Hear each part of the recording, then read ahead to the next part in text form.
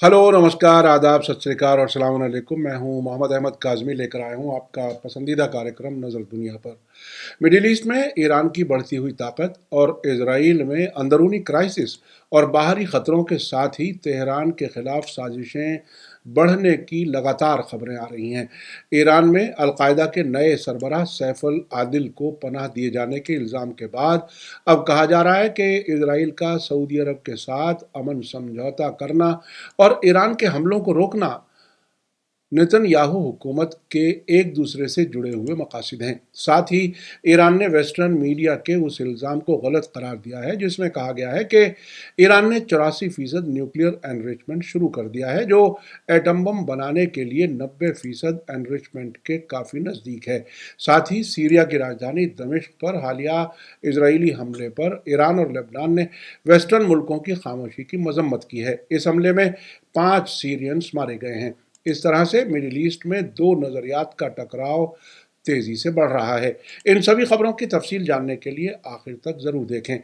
अगर आपने अभी तक media star world YouTube channel subscribe नहीं किया है तो वो सब्सक्राइब कर लें और घंटी दबाना ना भूलें।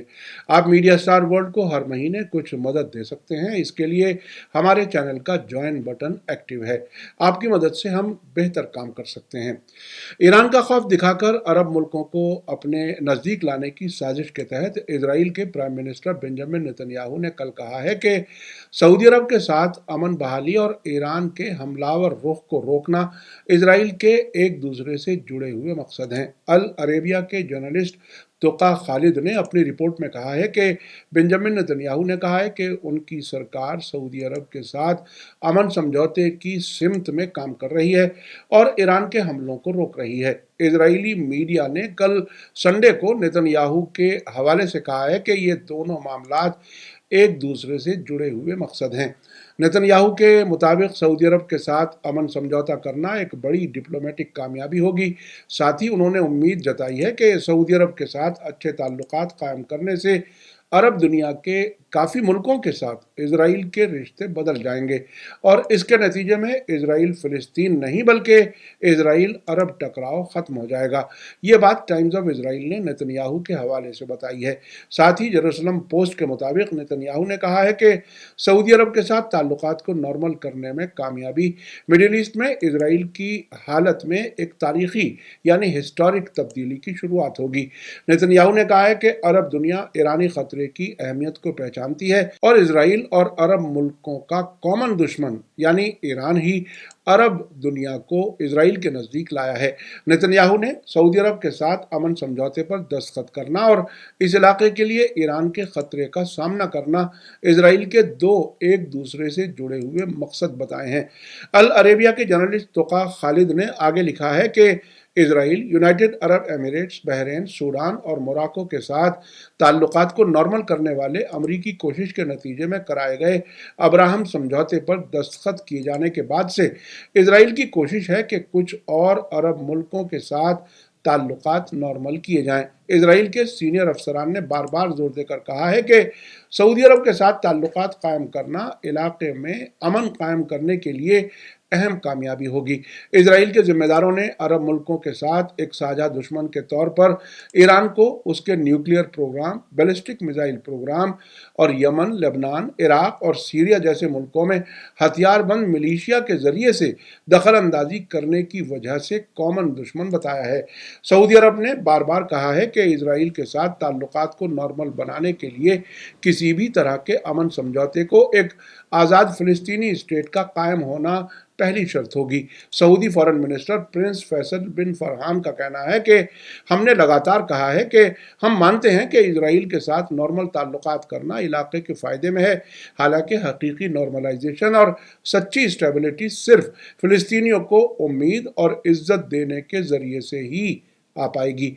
उनका कहना है कि फ़िलिस्तीनियों को एक मुल्क देने की ज़रूरत है और ये प्रायोरिटी है। पिछले साल सऊदी अरब के क्राउन प्रिंस मोहम्मद बिन सलमान ने अमरीकी मैगजीन द अटलांटिक के साथ एक इंटरव्यू में कहा था कि सऊदी अरब इजराइल को मुमकिना दोस्त के तौर पर देखता है, हालांकि कई मामलात को पहले हल करने की ज़रूरत है। हम उम्मीद करते हैं कि इजराइल और फ़लस्तीनियों के बीच टकराव हल हो जाएगा। हम इजराइल को एक दुश्मन के तौर पर नहीं देखते हैं, हम उन्हें एक मुमकिना दोस्त के तौर पर देखते हैं जिसके कई फ़ायदे हैं जिन्हें हम एक साथ आगे बढ़ा सकते हैं। लेकिन इससे पहले कि हम वहां पहुंचें, हमें कुछ मामलात को सुलझाना होगा। आइए अब चलते हैं आज की दूसरी खबर की तरफ। ईरान ने वेस्टर्न मीडिया की उस रिपोर्ट को झूठी और सरासर गलत बताते हुए सिरे से खारिज कर दिया है जिसमें दावा किया गया है कि उसने 84% तक यूरेनियम एनरिचमेंट करना शुरू कर दिया है। तेहरान का कहना है कि उसने कभी भी 60% से ऊपर यूरेनियम एनरिच नहीं किया है। प्रेस टीवी की रिपोर्ट के मुताबिक ईरान के न्यूक्लियर एनर्जी ऑर्गेनाइजेशन के स्पोक्सपर्सन बहरूज कमालवंदी ने अमरीकी टेलीविजन ब्लूमबर्ग की उस रिपोर्ट पर रिएक्शन देते हुए जिसमें दावा किया गया था कि international atomic energy agency IAEA ये कंफर्म करने की कोशिश कर रही है कि ईरान ने 84% एनरिच यूरेनियम को कैसे इकट्ठा किया है। इसमें कहा गया है कि IAEA के इंस्पेक्टर्स ने यूरेनियम आइसोटोप्स को अलग करने के लिए इस्तेमाल किए जाने वाले सेंट्रीफ्यूजेस को जोड़ने वाले पाइपों के नेटवर्क के अंदर से हाईली एनरिच यूरेनियम पार्टिकल्स हासिल किए हैं। ईरान की सरकारी न्यूज़ एजेंसी इरना से बात करते हुए कमालवंदी ने कहा कि ब्लूमबर्ग की रिपोर्ट का मकसद हकीकतों को गलत तरीके से पेश करना है। उन्होंने कहा कि एनरिचमेंट प्रोसेस के दौरान 60% से ज़्यादा प्योरिटी वाले यूरेनियम ज़र्रात के वजूद का मतलब ये नहीं है कि यूरेनियम को 60% से ऊपर की सतह पर एनरिच किया जा रहा है। फार्स न्यूज़ एजेंसी ने ईरानी अफसरों के हवाले से ये भी बताया है कि यूरेनियम एनरिचमेंट के दौरान ऐसे पार्टिकल्स का पाया जाना पूरी तरह से नॉर्मल है और ये तब भी हो सकता है जब सेंट्रीफ्यूज कास्केड में डालने वाले फीड स्टॉक में हल्की सी भी कमी आई हो। कमालवंदी ने आगे कहा कि सबसे अहम आखिरी प्रोडक्ट है और ईरान ने कभी भी यूरेनियम एनरिचमेंट 60% से ऊपर की सतह पर शुरू नहीं किया है। उन्होंने कहा कि अब से पहले एनरिचमेंट की मुख्तलिफ सतहों को देखा गया है और उसको नोट किया गया है और इस ताज़ा मामले को यकीनी तौर पर क्लियर किया जाएगा।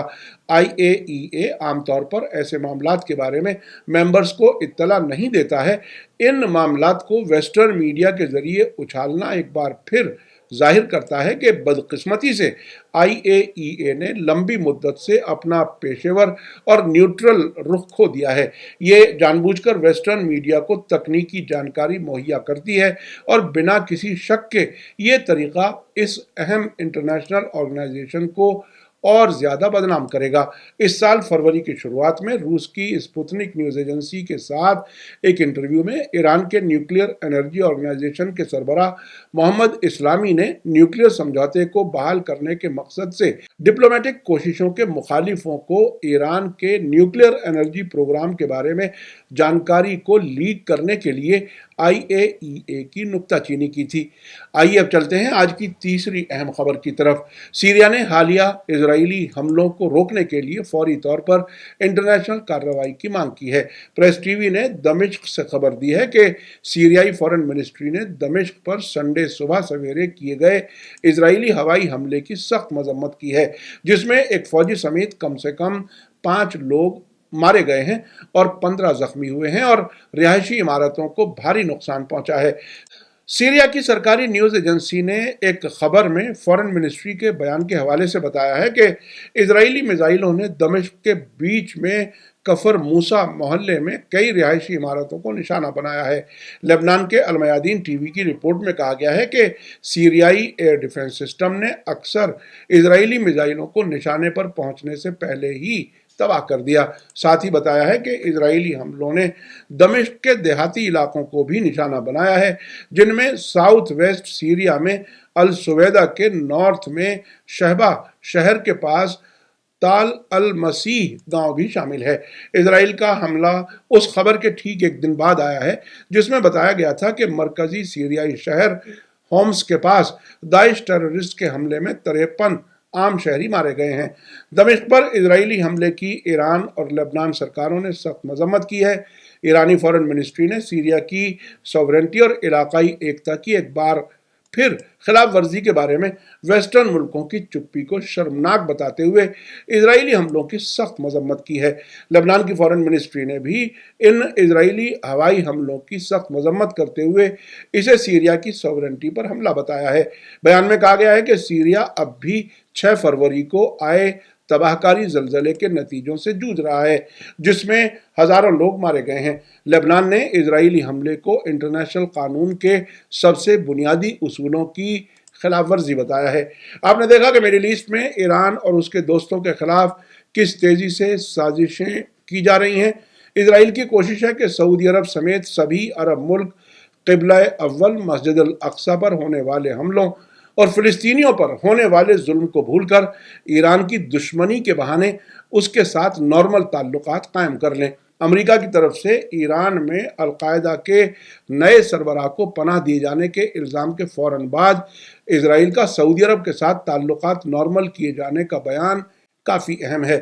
साथ ही ईरान के खिलाफ 84% तक न्यूक्लियर एनरिचमेंट का इल्ज़ाम लगाया जाना अरबों को डराने की साजिश का हिस्सा हो सकता है, ताकि उनसे कहा जा सके कि ईरान जल्द ही एटम बम बनाने वाला है। उधर दमिश्क में इजराइल के हमले सीरिया और उसके दोस्त ईरान को उकसाने की कोशिश हो सकते हैं। मीडिया स्टार वर्ल्ड लगातार नज़र बनाए हुए है। जैसे जैसे हालात होंगे हम आपको आगाह करने की कोशिश जारी रखेंगे। इसी के साथ मुझे दीजिए इजाज़त। आज का एपिसोड कैसा लगा कमेंट्स में ज़रूर लिखें। थैंक यू, धन्यवाद, शुक्रिया। जय भारत, जय हिंद। मीडिया स्टार वर्ल्ड के और वीडियो देखने के लिए हमारे चैनल को सब्सक्राइब करें और सीधे नोटिफिकेशन पाने के लिए बेल आइकन दबाएं। और अगर हमारी खबर सच्ची और अच्छी लगे तो अपने व्हाट्सएप, इंस्टाग्राम, फेसबुक और ट्विटर अकाउंट पर ज़रूर शेयर करें।